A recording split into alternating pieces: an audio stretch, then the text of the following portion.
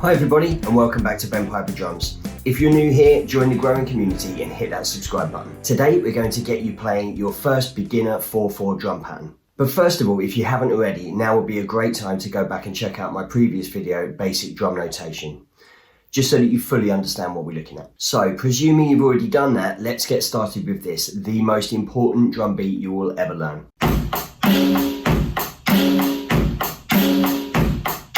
This particular pattern features in lots of really famous tracks, like Michael Jackson's Billie Jean, Highway to Hell by AC/DC, or another one, Bites the Dust by Queen, just to name a few. But in reality, you can jam along with any 4/4 track with this pattern. So don't feel like you always have to copy the patterns that the drummers are doing on the actual recordings. You can just pick a 4/4 track and jam along with this pattern. To start with, let's look at how we're holding the sticks. Now this technique is called the matched grip, as opposed to the more traditional falcon grip. Now, I've never been too comfortable with that myself, so it's really down to you to see what works best for you. There's no right or wrong way, it's just personal preference. As with any instrument, it's really important to try and eliminate any bad habits right from the off, as it can be really hard trying to correct these later on when you inadvertently reinforce bad habits with hours of practice. One mistake that a lot of beginners make when they first pick up drumsticks is they hold the stick with their index finger on top. Now, obviously, this is what we do when we hold a knife and fork because we're trying to apply downward pressure. But with the drumstick, you want the stick to be able to bounce off the head of the drum. So having your finger on top of that stick is going to restrict that movement. Ideally, what we want is to grip the stick with our first finger and thumb and then just wrap our other fingers around. Another common habit for beginners is to swing their foot on and off the bass pedal. Now this is an unnecessary movement. As a beginner on the drums, your brain is already having to deal with lots of simultaneous movements that it's not used to. So it's important not to confuse the matter by adding extra unnecessary movements. And obviously, if your foot isn't on the pedal, you can't hit the drum. This goes for the hi-hat pedal too. It's good practice that when you sit on the drum kit, just naturally put your feet on both pedals. So now, let's take a look at the written pattern. It's a 4/4 time signature, so that means we're counting 4 quarter notes to every bar. And we're only looking at 3 drum voices: hi-hat, bass drum, and snare.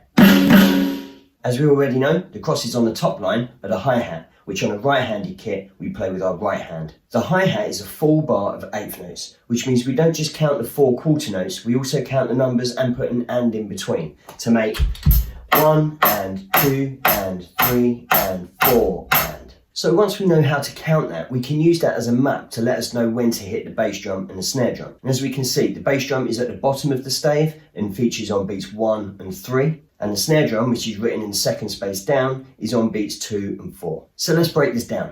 The first thing we'll get used to is hitting the 8th note hi-hats. So with our right hand, we're going to play 1 and 2 and 3 and 4 and 1 and 2 and 3 and 4 and.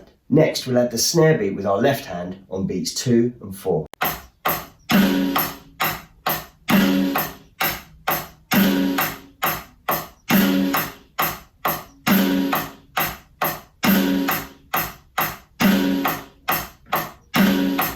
Keep repeating this over and over and start to think about where the bass drum will appear on beats 1 and 3. When you're comfortable with this, we'll add the bass drum into the mix. 1 and 2 and 3 and 4 and 1 and 2 and 3 and 4 and.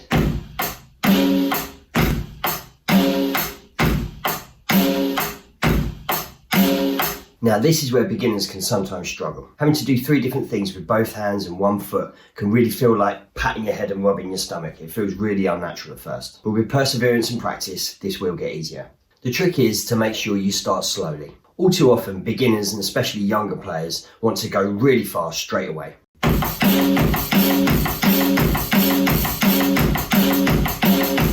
But speed is not the aim here. We're looking for a nice steady rhythm regardless of the speed. So let's slow that right down.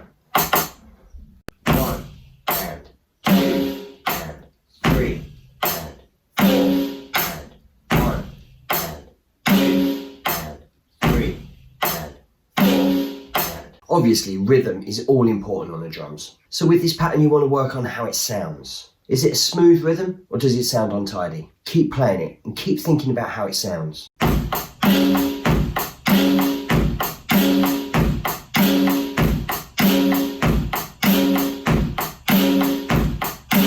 In all my years of drumming, I've been amazed at the amount of drummers I've seen who, whilst priding themselves on being able to pull off some really complicated fills all throughout a song, they struggle to keep time or steady time with a basic beat like this. With this in mind, it's important to remember that complicated fills alone don't make you a good drummer.